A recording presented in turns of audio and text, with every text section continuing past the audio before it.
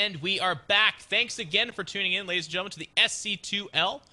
We know that there's a lot of StarCraft to choose from, and in case you do live under a rock, right now Flash is streaming. So if you're a responsible human being, you would have two tabs open. Two tabs open for both SC2L and Flash. Yes, because believe it or not, Jen and I have two tabs open. Yeah. So, coming up next, we do have Sage versus Ryung on Neoplanet S. It's the kind of match that I sort of plan out, like, again, an action figured land to see these two players clash. Sage, one of my probably top 2 favorite Protoss streamers. Top 2? You put him that high? Yeah. Hero's number 1, right? Has to be. That's everybody. Yeah, I really love watching Hero and Sage play. Hero, very unorthodox, but Sage, of course, he has like a little bit of an unusual twist. But the big thing about him is how aggressively he expands. Love to see it. I like his army control. He's kind of like a Hero, although I think Hero again is like top dog in this regard. But I like when I watch Sage execute builds because he's not relying on the build to carry him to the win. The build is certainly a part of that, but his execution and his mechanics within the build is what really makes him a special player in my book. Up in the top right player, the opponent to Root Sage. From Team Axiom, a top 4 in the GSL, it is Ryung. And down the bottom left, he's probably one of my top 2 favorite Protoss streamers, I'm not going to lie. From Team ROOTGaming, it is Sage, a really stellar and completely underrated Protoss player. I mean, I can't emphasize enough how brilliant of a Protoss player he is. Yeah, just yesterday he was able to top his group in WCS NA, getting himself back up into that Premier League. So that's great to see. Another fantastic, as you said, both streamer but also a competitor. I mean, he's actually a legit threat to win tournaments. It's unfortunate we haven't seen him get there just yet, but that's kind of part of the story. And on the flip side is Ryung, and Ryung is regarded within the Axiom house, as far as I can tell through Twitter and some of the other informations that leak from them. He's a bit of a monster there. It used to be that he was kind of a TVT specialist, and that was pretty much his forte, not much else. He was considered weak in TVP. I can't tell you. I mean, certainly his TVT still stands out, but his TVP and TVZ are also phenomenal. Yeah, I mean, that really can't be emphasized enough. All around, just beautiful in the matchups. In terms of what the players are doing in this particular game, Ryung actually not going for fast gas, which sort of is a little bit of a surprise, as most people, especially on this map, like to get out that very fast Reaper. Yeah. But very fast Scout from Ryung instead. Down in the bottom left, Sage has 2 in each geyser, so Sage is claiming, I am going to go 1 gate expand. I'm going to follow up with something economic. So could be Stargate, could be Robo. Every now and again, you'll see a player throw down a Twilight Council to follow up, because it's a big surprise to many Terran players, but I honestly firmly expect to see the Robo tech out of Sage. You think Robo? I'm gonna guess Stargate, actually. This guy loves himself some Phoenix. We'll see, though. Things are getting changed right now. I feel like I actually might take an advantage in that guess, because he just got eBay blocked. And a lot and of Protoss canceled a Zealot, too. Yeah, God. that's what I was just going to say. They normally would build a Zealot so that if that eBay block does go down, they can chop it down right quick, but as we can see here, no Zealot. I mean, he started the Zealot. It was almost done. And this is, it's this brilliant move. You let the Zealot get almost done, and if you don't see an eBay block, you cancel the Zealot and throw down the Nexus. And as brilliant as that is, you actually do have to have the read that the block is not happening. Otherwise, you have shot yourself in the foot, and this is very painful to see go down. And, like you were saying, Stargate play is going to be a lot more likely since he got blocked. And we see that reflected in the fact that he's put 3 into his gas for both geysers. So we see a probe already heading out. Any Stargate play, boom, there it is going down as Ryung gets himself up an unbelievably fast 3rd command center as well. Yeah, this is a bit of a throwback build coming out from Ryung, because he still does not have the gas, and we're approaching 30 supply. I do anticipate it'll go down fairly soon here. You're not going to... 4GG, once upon a time, for like a week, did actually do a 4CC build, but I think he got a cease and desist order from Dustin Browder, who's like, I don't even want to begin to address the forums after this gets That's wonderful. I remember seeing one of those, like, when I was an archaeologist digging up dinosaur bones. I found a 4CC build. Like, that was originally created in Liquipedia, I believe, and day 2 of beta, so I'm glad Ryung isn't doing that. Get over here, Peter. I found one. There you guys are like dusting it off, and my God, this must be at least 3 years old. We do have a SCV pulling in here, looking to do a scout. The thing I like about Sage's placement for the Stargate, that will never in a million bajillion years get scouted, okay? It just simply won't. When you scan the main.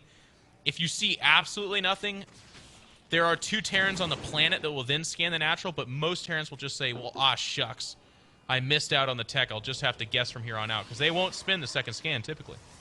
Yeah, I mean, that's it. I would even go so far as to say it's incorrect to spend the second scan. Sure. Gosh, 2 oracles coming out. I mean, we almost always see 1, but again, there's always a little bit of unorthodoxy. And always remember that expanding is his modus operandi, so we would not be surprised to see an expand on 10. So here comes the oracle darting right past a single Marine. Main base undefended. It looks like 3 at least kills are going to be going down. There's 4. If it gets to 6, it is paid for itself. Definitely on 1 strafe at least, yeah. Wow, that is a very profitable oracle play. 7 kills, and it does escape, which is kind of the cherry on top.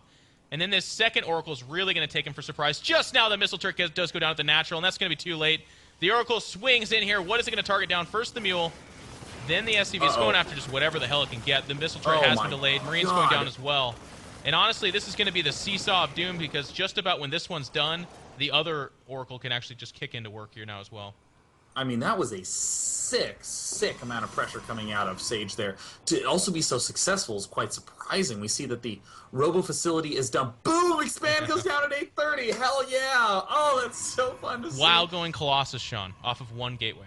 Off 1 gate Colossus observer count. This is the way that he's actually able to do this. This is always one of the hidden big expenditures for Protoss, is the observers.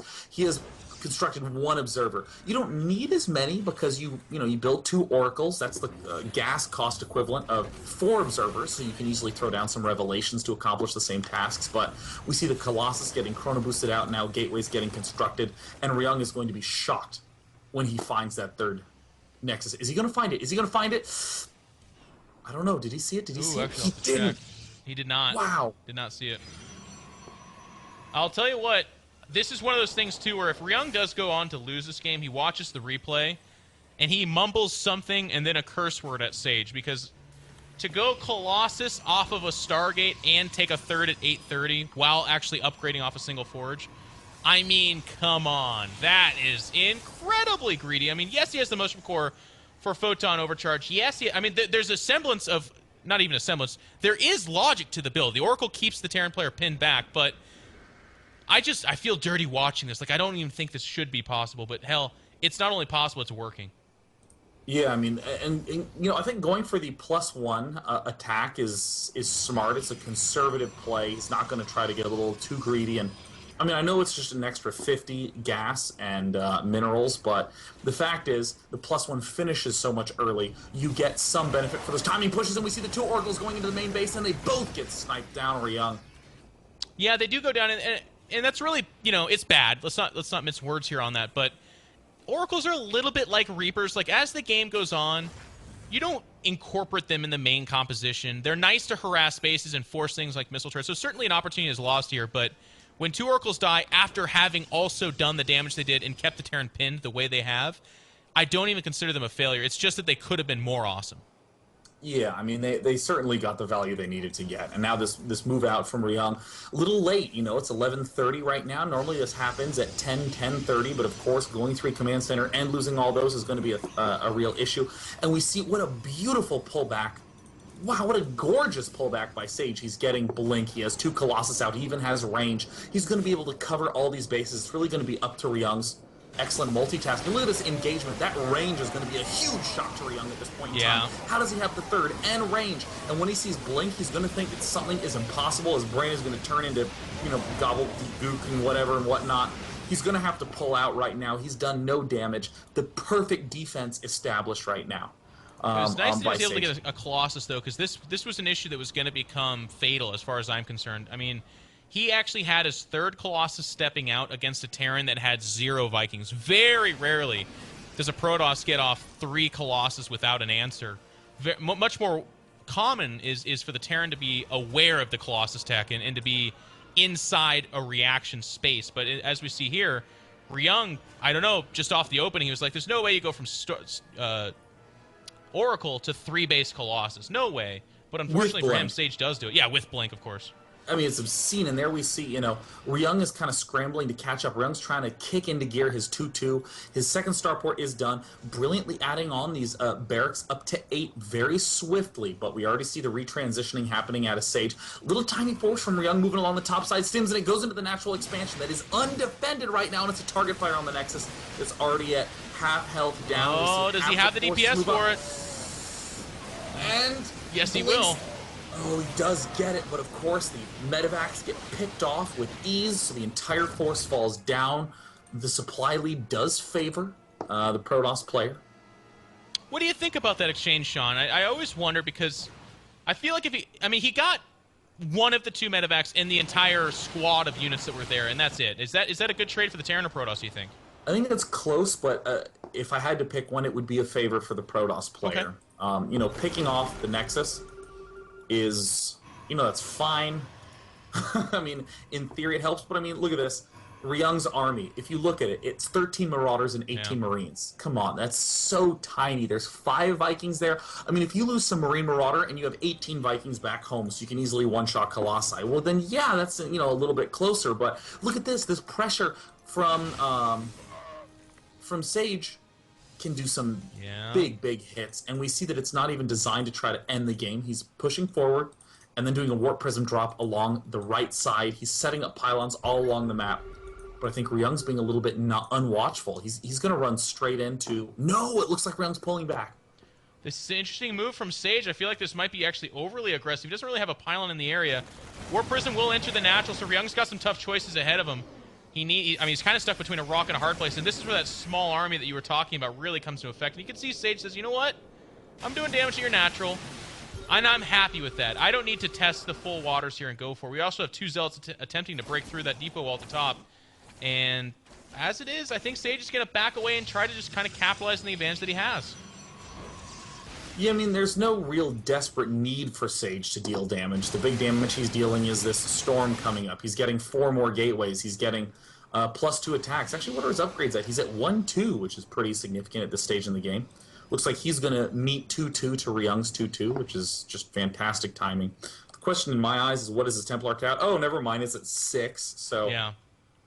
The good thing for Ryung, going for him, is that he already does have ghosts out. And these are natural ghosts. I don't think he actually scanned the Templar Archives. Let me check to make sure. No, he did not. So this is just a timing for him. And we're going to have a little bit of an altercation here as both armies kind of fumble into each other. Again, it's worth noting, as you said, Ryung's army is not the most absolute massive. His economy's been kind of tampered with off and on. And as we can say, this 3rd base is actually under attack again from some more Zealots.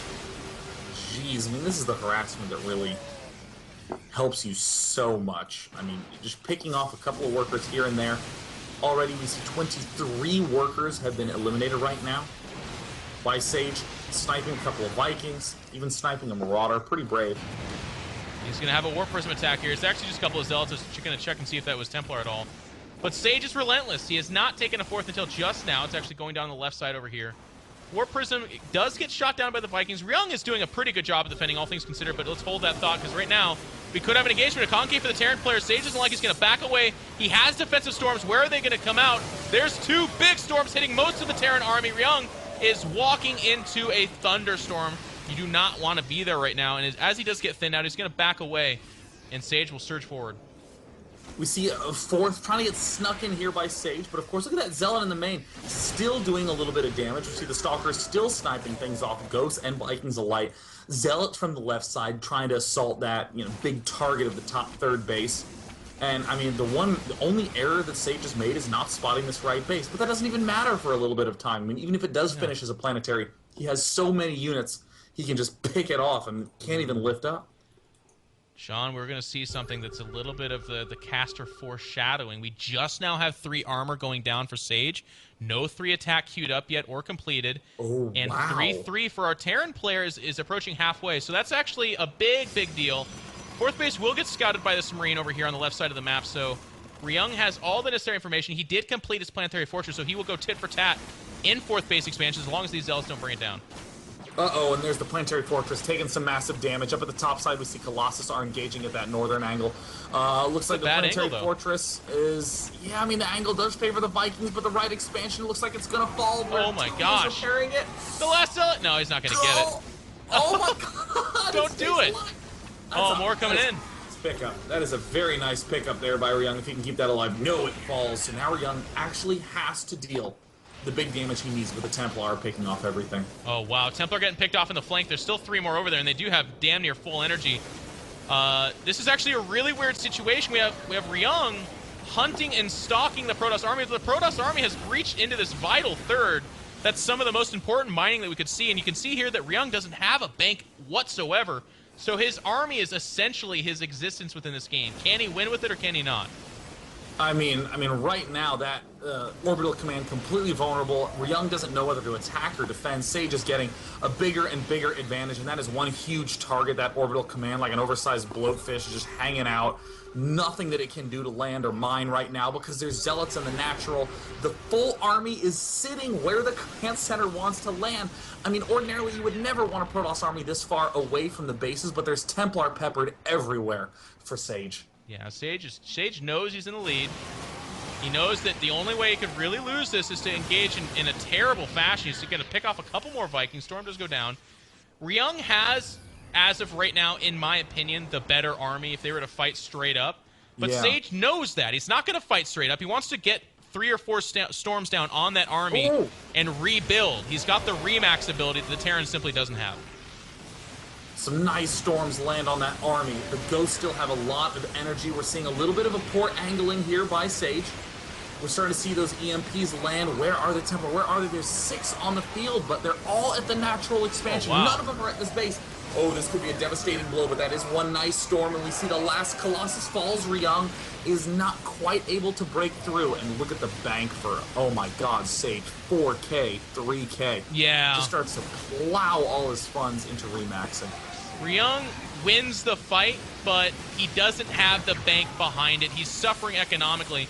He's ahead, so like dodges some nice storms there, but the other storms do land everywhere. Where are all these storms come from? Ryung gets absolutely demolished by the storms. He's only got 5 or 6 units remaining, and he's gonna back away to try to survive. He does land that orbit on the right side now, and he still does have the supply advantage. But I'm looking at that bank, Sean, and I'm worried for Ryung.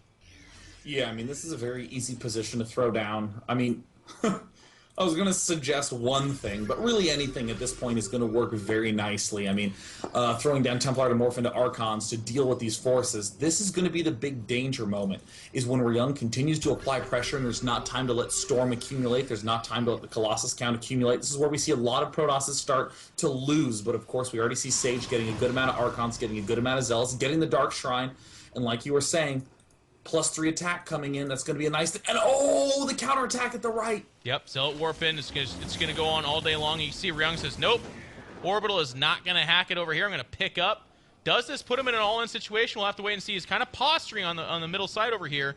More Archons getting warped in. There's no storm here, to speak of. Sage goes up into a Terran Concave. Honestly, this could be Ryung's best moment, his opportunity, if there ever was one. Oh, wow. We'll have to see if it pans off. Very nice. Very, very nice angle. Some very nice, gentle pullbacks up at that top side. The third base is still aerial right now, and Ryung, with just amazing macro, has managed to break through. What on earth is going on? There's a ton of gas in the bank that could easily turn into some Archons that could turn the tides of battle, but right now Ryung is just blowing everyone's expectations, continuing to trundle forward here, but Sage is taking yet another base on the bottom right. This guy never stops expanding.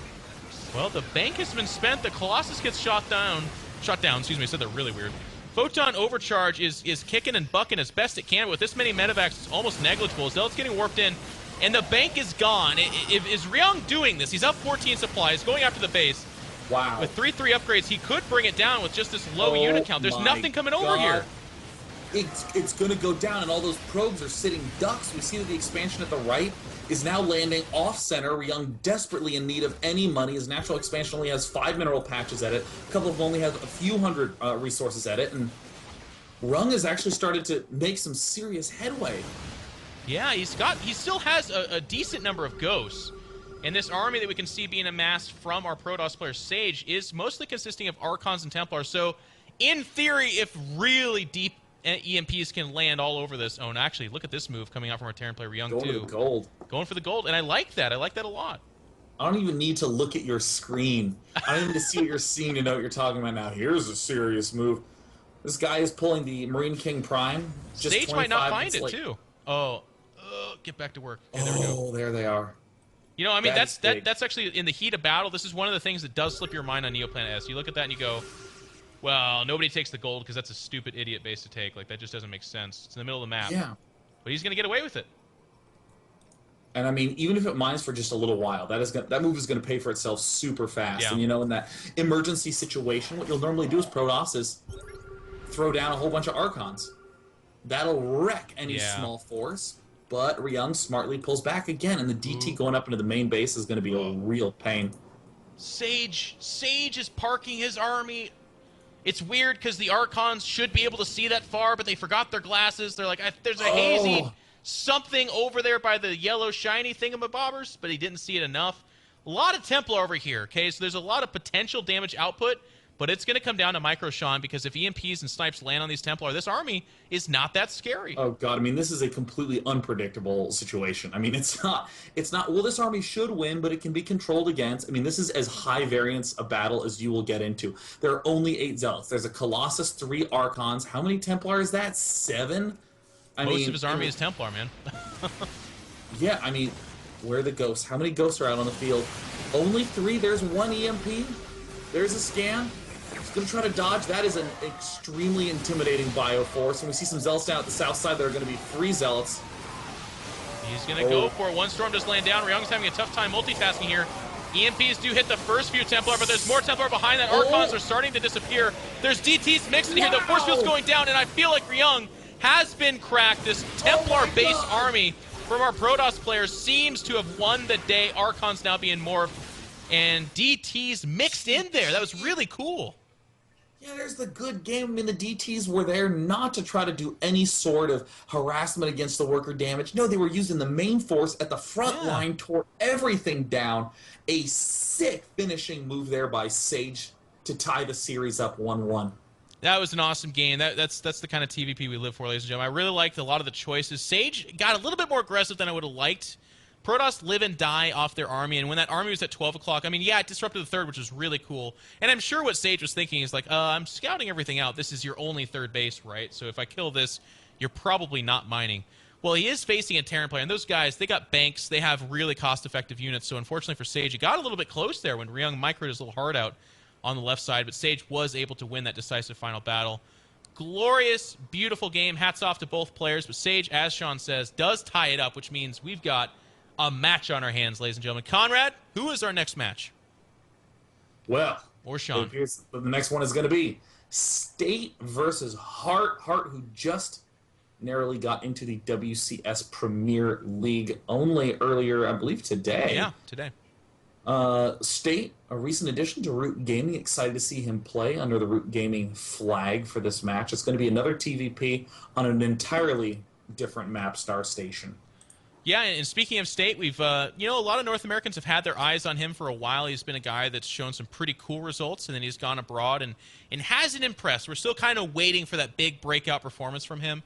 Moving into the pro gaming house and surrounding himself with pro gamers like Team Root is the recipe, I feel, for that big impact. So we're just now kind of waiting to see the results of that. It's going to be a great match. Hart, as you said, just made it back into WCS NA Premier League, but Hart is an interesting player, especially in TVP. He's a little bit of a trickster. He'll go back into the old school builds. He's very micro-oriented. It should be exciting. So, ladies and gentlemen, it's all tied up. Axiom and Root. SC2L is here, and when we come back after this commercial break, we'll check out that PVT.